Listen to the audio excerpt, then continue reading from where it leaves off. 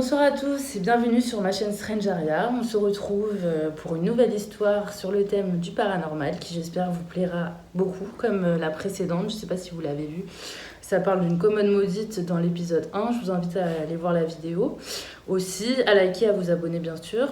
Aujourd'hui, on va parler d'une histoire que peut-être certains connaîtront. Moi, en tout cas, je ne la connaissais pas. Et en fait, elle m'a interloquée. Et par la suite, je me suis rendu compte qu'elle était adaptée en film. Donc, le film, c'est Véronica. Et en fait, c'est l'histoire de l'affaire Vallecas qui est retracée dans le film. Il s'inspire du coup de la vraie histoire. Moi, j'ai pas trouvé le film, donc je vais plutôt me référer aux articles que j'ai pu lire et les choses que j'ai pu apprendre par rapport aux articles. De toute façon, on sait très bien que les films et l'histoire vraie, il y a quand même un monde généralement. Ils en font des caisses dans les films d'horreur, on va pas se mentir. Ce que je voulais vous dire, c'est que j'ai aussi aimé cette histoire. Pourquoi ? Parce que pour les gens qui ne croient pas en le paranormal, ce que j'ai aimé dans l'histoire, c'est qu'ils disaient que c'est la première fois que la police en Espagne reconnaissait que l'affaire avait un caractère paranormal. Il n'avait aucune explication rationnelle par rapport aux faits qui se sont passés. Et la première histoire que vous connaissez certainement, c'est Amityville, où en 1974, c'était la première fois aux US qu'ils avaient reconnu dans un procès que... Donc en fait, pour vous contextualiser l'histoire, si vous ne la connaissez pas, en gros, c'est une maison qui est, qu'on dit diabolique, parce qu'il y avait une famille qui vivait dedans, et le grand frère, un soir, a décidé d'abattre toute la famille de sang-froid. Il dira plus tard dans son procès que c'est le diable qui lui a parlé en personne et qui l'a convaincu de tuer toute sa famille. Et en fait, aux US, après l'enquête psychiatrique, etc., ils ont approuvé en fait ce que disait le grand frère qui a tué toute sa famille. Donc à savoir qu'effectivement, il y avait un phénomène paranormal dans cette histoire. Mais si on revient en Espagne, donc on est en 1990-91, et en Espagne, donc comme je vous le disais, la police ne croyait pas du tout à des faits paranormaux. Et c'est la première fois qu'un policier a cru à l'histoire parce qu'il a lui-même vécu le truc. Voilà, c'est l'histoire que je vais vous raconter en tous les cas. Donc l'histoire va se concentrer essentiellement autour d'Estefania, une jeune fille qui vivait donc à Madrid, comme je le disais, en 1990 en Espagne. À l'âge de je crois 16 ans, son grand-père était très malade et souffrait énormément et savait qu'il allait partir d'ici peu. Et ce qu'il a dit avant de partir, c'est quand même curieux, il a dit à sa fille, ma fille, tu verras que je vais vous faire la misère quand je partirai, vous allez le regretter. Donc je pense qu'il y avait vraiment des gros problèmes entre le père et la fille, donc la mère d'Estefania. Et sur le coup, la famille d'Estefania, elle s'est dit non mais il dit n'importe quoi, il va partir, il va rien nous arriver quoi. Les semaines se passent, etc. Et sachez que Estefania était à l'école avec ses copines et qu'elles avaient l'habitude régulièrement en fait, de faire des séances de spiritisme, donc de Ouija. Donc le Ouija, vous savez, c'est la tablette où il y a écrit les lettres, les chiffres, etc. Vous déplacez le verre selon ce que veut dire l'entité. Voilà, s'il veut dire bonjour, il va se déplacer sur bonjour, etc. Enfin, vous connaissez l'histoire. Donc elles ont l'habitude avec ses copines Estefania de faire des séances de Ouija. Chose très dangereuse à faire, attention, je vous fais un petit rappel là-dessus, c'est très très dangereux de faire ce genre de séance de spiritisme, surtout si vous faites ça pour rigoler, parce que croyez-moi que ce n'est pas du tout un jeu. D'ailleurs, on ne se procure pas une tablette de Ouija comme on se procure un Monopoly, on va se le dire clairement. Donc, le Ouija, ne pas y toucher, surtout pour les débutants, parce que notamment si vous ouvrez une porte, même si vous n'y croyez pas, en fait quand vous faites un Ouija, il faut toujours refermer la porte. Sinon s'il y a une entité qui est là, elle ne va pas partir. Il faut toujours dire au revoir, merci, je ferme, cette séance de spiritisme est finie, etc. Ça c'était la petite aparté. Et un jour, il y a une des copines d'Estefania à l'école qui va lui dire... écoute, j'aimerais bien faire une séance de Ouija en cachette parce que, tu sais, en fait, cette fille, elle avait un petit ami à l'époque et il est décédé dans un accident de moto. Et en fait, elle a demandé à Estefania et ses amis de faire une séance de Ouija dans l'école, planquée, et d'essayer de parler à son petit ami qui était mort, en fait. Et d'habitude, les séances de Ouija qu'elle faisait avec ses amis ne fonctionnaient pas. Elles n'ont jamais vraiment eu de preuves que ça fonctionnait. Le verre n'a jamais vraiment bougé, etc. Sauf que là, ça a fonctionné, mais elles l'ont pas vu tout de suite. Parce qu'en fait, en pleine séance, il y a une professeure qui les a trouvés et qui vient les interrompre, qui les engueule et qui disent « Non mais attendez, Je vous ai déjà dit, parce que c'était pas la première fois, je vous ai déjà dit de ne pas faire de Ouija dans l'école et ne pas en faire tout court en fait. Donc la professeure, elle a pris la planche de Ouija qui était fabriquée en carton parce que bon, elles n'en avaient pas des vrais, donc elles ont fait ça. En vrai, le Ouija, on peut faire ça, ok, avec une planche, mais on peut faire ça aussi en écrivant sur une feuille ABCD, etc. l'alphabet, et utiliser au lieu d'utiliser une goutte comme vous avez dans la plupart des planches de Ouija, dans toutes d'ailleurs. Vous utilisez un verre, ou voilà, vous pouvez faire avec vos propres moyens si jamais vous n'avez pas de planche de Ouija. Bref, donc elle prend la planche de Ouija en carton, elle la déchire et elle prend le verre et elle le brise, elle brise le verre par terre. Donc en fait, les filles n'ont jamais refermé la séance de Ouija et pire, la professeure a carrément détruit le bazar et voilà. Et au moment où le verre s'est brisé sur le sol, eh bien, il y a eu une fumée noire qui s'est échappée en fait du verre qui était cassé. Et la fumée qui a commencé à grossir, en fait, elle est rentrée dans les narines d'Estefania. Donc, elle a eu vraiment très très peur. Elle a senti de la fumée qui rentrait dans son nez. Et surtout qu'elle avait jamais... Enfin, c'est horrible quoi, c'est quelque chose de terrible.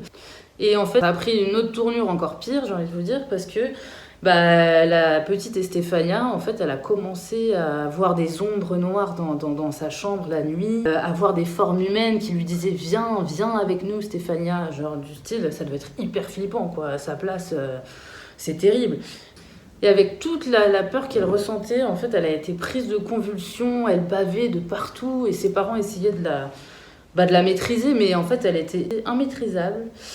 Et les parents d'Estefania n'ont pas eu d'autre choix que de la faire interner en hôpital psychiatrique. Et alors là, c'était une catastrophe aussi, on va pas se mentir. Elle insultait tout le monde, évidemment le personnel hospitalier. Et surtout, ce qui était très bizarre, c'est qu'elle prenait une voix qu'elle n'avait jamais eue. Une voix beaucoup plus grave que la sienne. Et elle insultait ses parents avec cette voix diabolique, on va dire.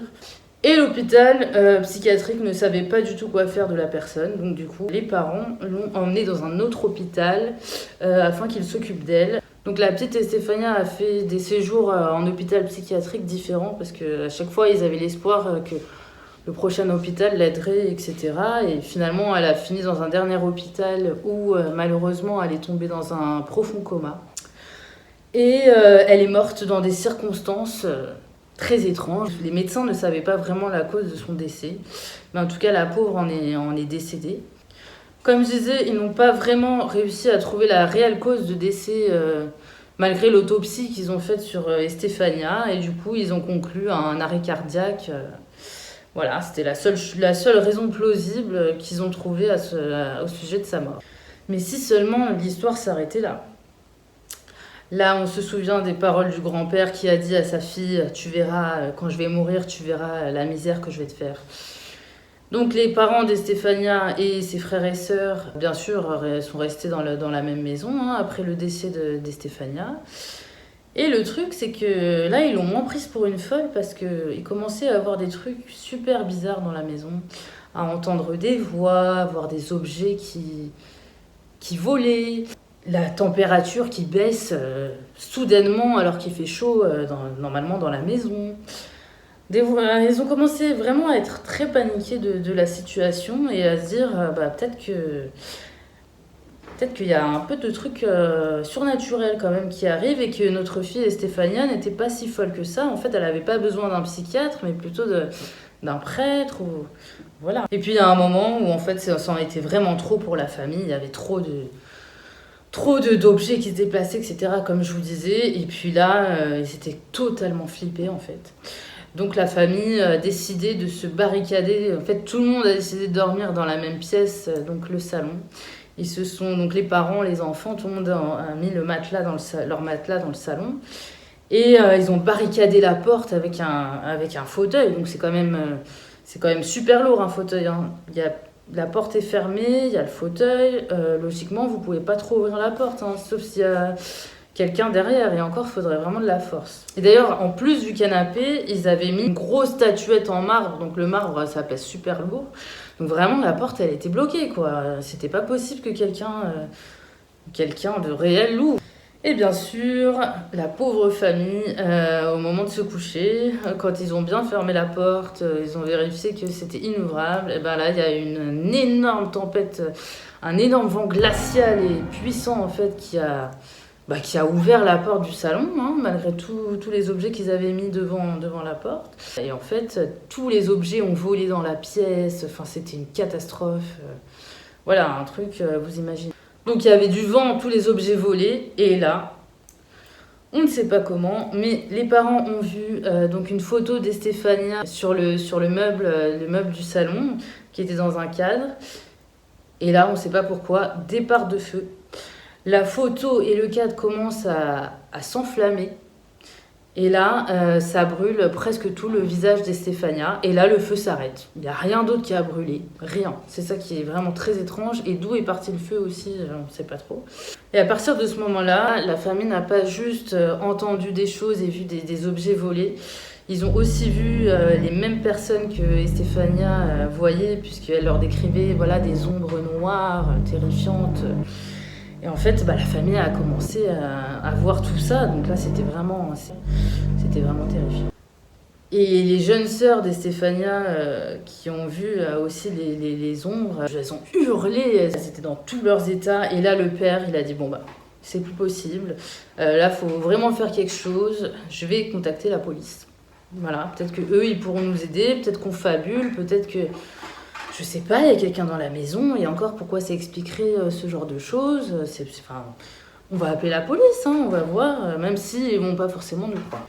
Donc il appelle la police, il raconte un peu tout ce qu'ils vivent dans la maison depuis quelques temps. Et là, le policier, comme vous pouvez vous en douter, n'y croit pas du tout, mais alors pas du tout. Il est très rationnel, voilà. Sauf que donc la mère d'Estefania va prendre le téléphone et va dire non mais vraiment s'il vous plaît il faut nous aider. Les sœurs d'Estefania vont aussi hurler dans le téléphone et dire non vraiment il n'y a pas que mon père qui dit ça, on est vraiment témoins, il se passe vraiment des trucs horribles, il faut vite que vous veniez à la maison, c'est plus possible. Donc du coup la police a accepté de se déplacer, hein, même s'ils pensaient qu'ils allaient perdre leur temps à se déplacer pour rien. Vous vous doutez bien que la famille les attendait pas confortablement au coin du chaud dans leur canapé. Non, on était au mois de octobre-novembre, il faisait un froid un peu glacial. Ils les attendaient tous dehors. Donc ils ont raconté encore une fois dans les détails l'histoire qui leur arrivait aux policiers. Et les policiers, ils écoutaient tranquillement l'histoire et disaient oui. Un truc comme ça, quoi. Ouais, vas-y, cause toujours. Voilà. Ils étaient vraiment très perplexes lors de ce récit, jusqu'au moment où la porte du salon se met à claquer. Et il n'y a personne derrière. Ils vérifient, il n'y a personne. Bon, qu'est-ce qui se passe, quoi? Après, il y a eu un bruit d'explosion sur la terrasse. Et ensuite, le policier a vu, comme le restant de la famille, une petite ombre bien noire qui se baladait sur la table du salon. Donc là, le policier, il a quand même commencé à flipper, à se dire, ils sont pas si tarés les gars. Du coup, le policier qui était présent dans la maison, il a dit, bon, on va quand même faire un petit tour de la maison, voir s'il n'y a pas... des problèmes ailleurs, parce que c'est vrai que c'était bizarre quand même. Il a constaté lui-même les phénomènes paranormaux qui se passaient dans la maison. Le pire pour lui, il racontera plus tard, c'était lorsqu'il est rentré dans la salle de bain. Et il a dit jamais de ma vie, je n'ai ressenti un froid comme ça d'un coup me glacer le sang, alors que les fenêtres étaient fermées. Donc là, il a vraiment flippé, hein, le policier, on va pas se mentir. La police a fini par conclure qu'effectivement, il y avait des phénomènes paranormaux dans cette maison. Et ni une ni deux, la famille a déménagé dans l'urgence de la maison, est partie et n'a plus jamais vécu phénomène dans leur autre maison. Voilà, donc dites-moi en commentaire si vous connaissez l'histoire, si vous y croyez. Moi perso, comme je vous donne mon avis à chaque fois à la fin, déjà j'aime bien croire à des choses paranormales, même si ça fait flipper, hein, je me cache pas. Et je me dis que vu que même la police a été témoin de phénomènes paranormaux dans la maison, je me dis que quand même ça veut dire quelque chose. Et comme je l'ai dit en début de vidéo, ne pas s'amuser avec les esprits, etc. Parce qu'à la base, Estefania voulait faire du Ouija avec ses amis de 1 pour rigoler. Après, ça a été un peu plus sérieux parce que sa copine, elle voulait avoir des nouvelles de son petit ami décédé. ok, mais sauf que vous êtes des jeunes, vous savez pas trop comment vous servir de ça, vous savez pas que c'est vraiment dangereux en fait. Et on peut croire que, ok, on fait une séance de Ouija et il y a des esprits saints qui vont venir vous voir, etc. Ok, très bien, à la limite c'est moins dangereux, mais on va dire que si vous refermez pas la séance de Ouija, l'esprit va peut-être rester dans votre maison et c'est pas bon pour elle non plus. Même les esprits positifs, en fait, contrairement à ce qu'on peut croire, ne sont pas forcément bénéfiques pour la maison. Parce que les entités positives, rien à faire, entre guillemets, sur Terre. Ce n'est pas leur place. Elles, tout ce qu'elles veulent, c'est monter au ciel et être enfin libérées. En tout cas, j'espère que cette vidéo vous a plu, vous a fait un petit peu flipper, mais pas trop. Et on se retrouve très vite pour un prochain épisode. À bientôt!